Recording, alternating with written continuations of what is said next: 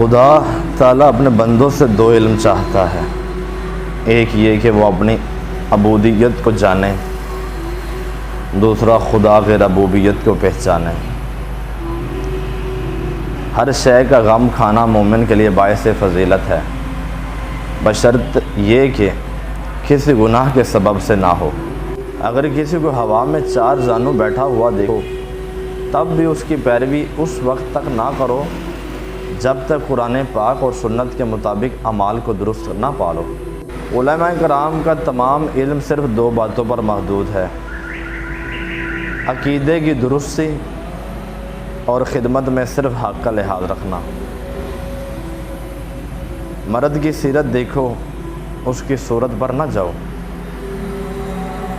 سچا وہ ہے جس کی سچائی اقوال اور افعال میں ہمیشہ قائم رہو۔ ایسے شخص کو دوست رکھو جو نیکی کر کے بھول جائے اور جو حق اس پر ہو اور وہ ادا کرے۔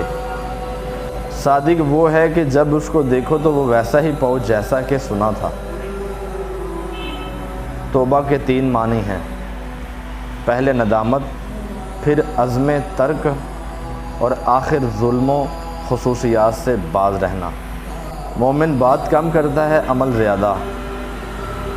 منافق عمل میں گیا گزرا ہوتا ہے اور اپنے نیکیوں کی تشہیر زیادہ کرتا ہے۔ جب وقت گزر جائے تو واپس ہرگز نہیں آتا، چنانچہ وقت سے زیادہ عزیز کوئی چیز نہیں۔